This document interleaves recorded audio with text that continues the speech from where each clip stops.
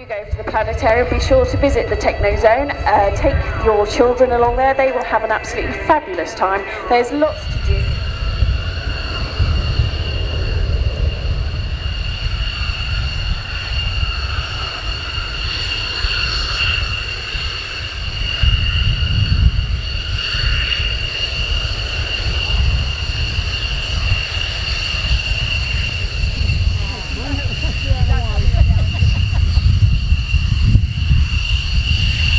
Air Tattoo 2019.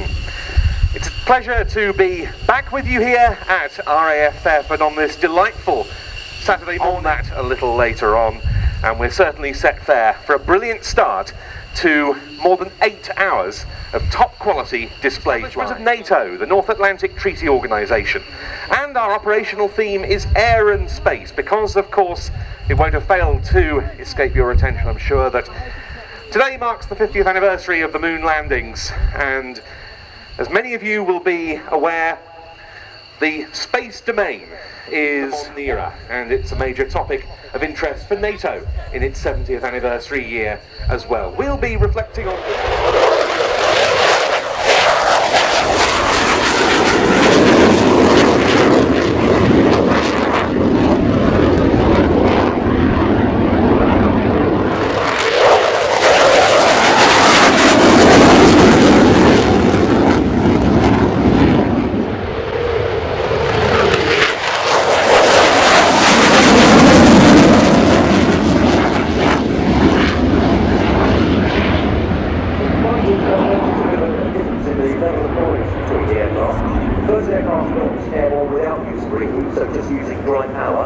no doubt to conserve fuel for the display later on, with the other two aircraft getting airborne with full reheat and that glorious sound, because they're less fuel critical for what they need to do.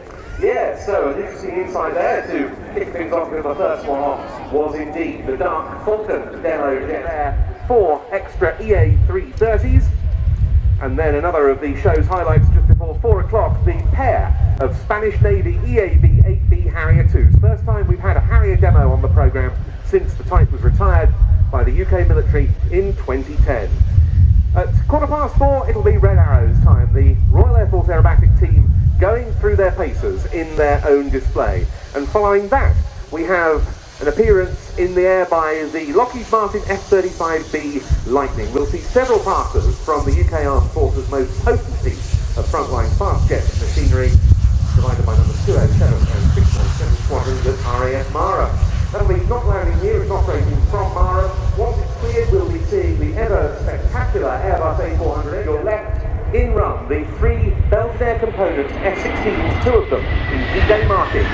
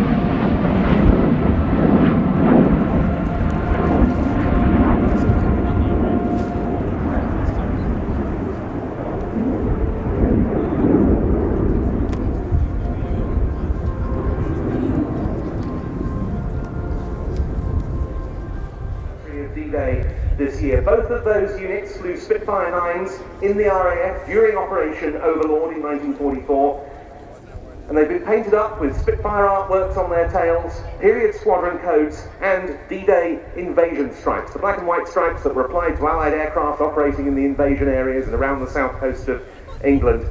as an identifier to help prevent against friendly fire. 349 and 350 were operating at the time from Selsey in West Sussex as part of the 2nd Tactical Air Force, and 349 Squadron scored 2 aerial victories against Luftwaffe Junkers U-88s on the 6th of June 1944 itself. The Belgians understandably proud of their D-Day heritage. The 3 F-16s then in towards us for the break.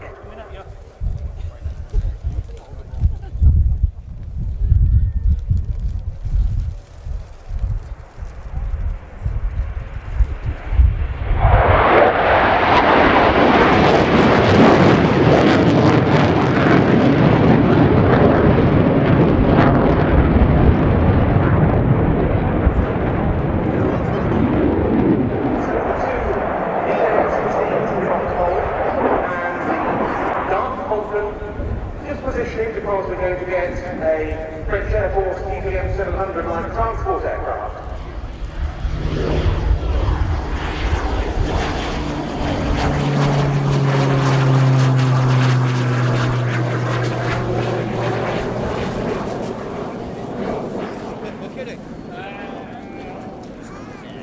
It's one of the best things about the Royal International Air Tattoo, where you get formations that you ordinarily would not see elsewhere, and sometimes the mix.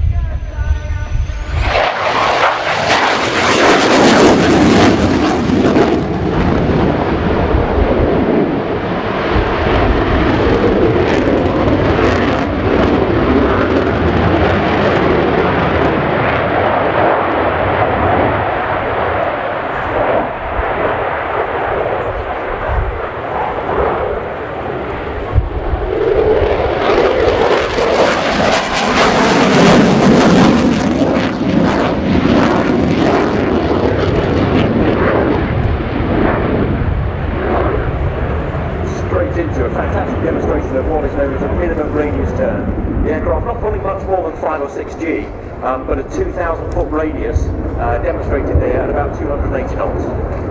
Of course, the F-16's agility, one of the key factors that has made it among the greatest fighter aircraft of all time.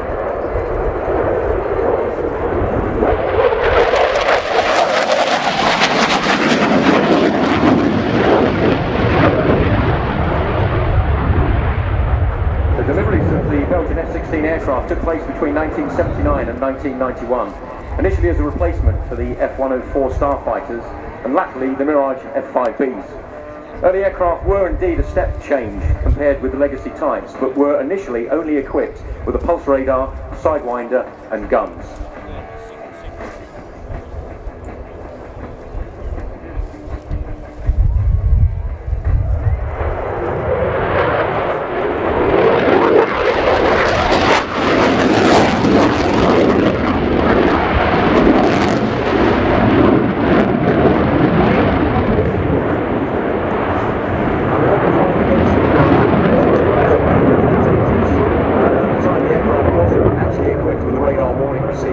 So in terms of the F4 versus the F-16, the F-16 was a fantastic close-in fighter. But as long as we could hold them off at arm's length and not get into the bigger fight, then we did actually quite well. But that was until the midlife update came along.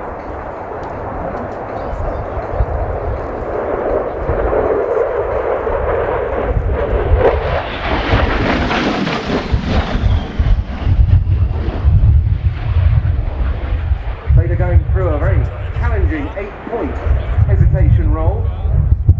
Yes, that midlife upgrade that took place during the 1990s has helped keep the older F-16s relevant, and as Mark was saying, Belgian and other European A and B model F-16s anything up to 40 years old in terms of when they were built.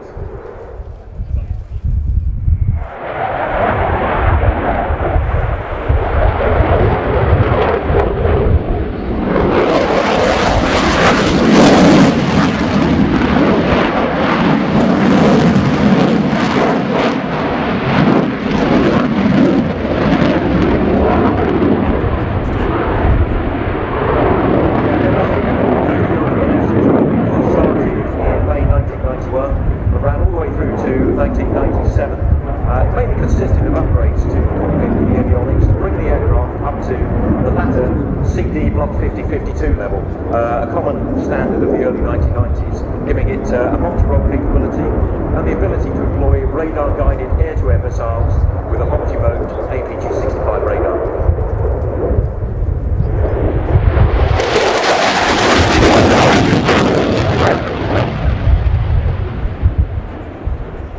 He gets somewhere in the region of 600 or so knots on that fast pass, not as quick as he would go at some mainland European displays because the maximum speed allowed in the UK a little lower. Yes, each nation has its own rules, and it's the more stringent of the rules that have to be used at each show. For us in the UK, the maximum speed is 600 knots or Mach 0.9, whichever is reached first.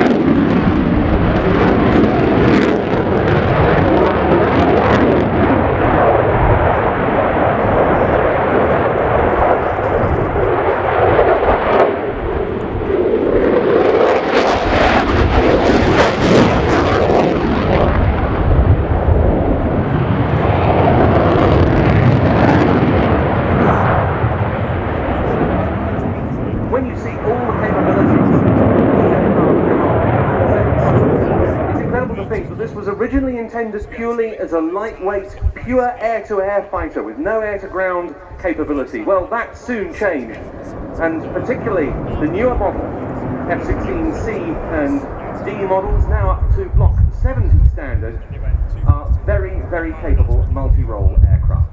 Now setting up for the slow pass.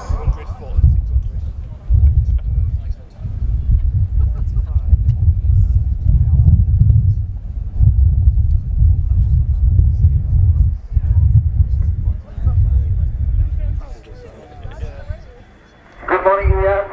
The weather is much better than yesterday. I'm really happy to be able to fly in front of this amazing crowd. This is my first jet record, flying very at 100% knots. The next annual simulation will be in a panel showing that I don't think I have the details for it.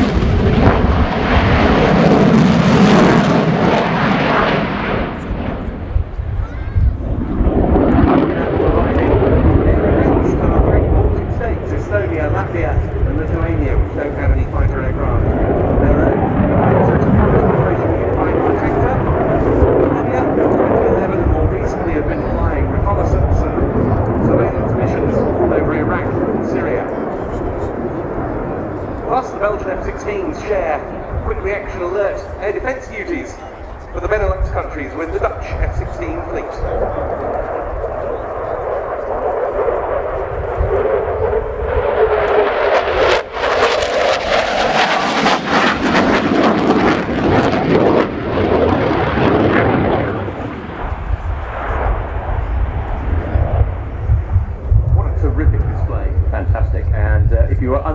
hear Vader's transmission in the middle of that. What he was actually saying was he was demonstrating the slow speed capability of the aircraft. So we've seen everything in this display from 600 knots right down to 110 knots. And the wind at the moment over the runway at display height is around about 30 knots.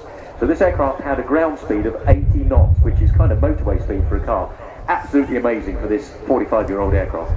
On the search for an F-16 successor, and last October it announced that the Lockheed Martin F-35 Lightning II has been selected, and they're looking to have those in service between 2023 and 2023.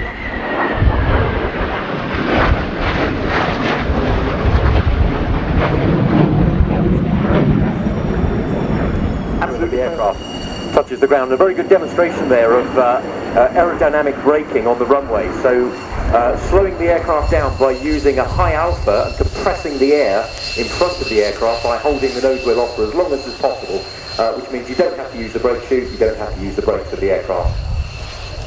We may see some of the F-16s in the NATO fly past later, possibly using braking parachutes on the rollout.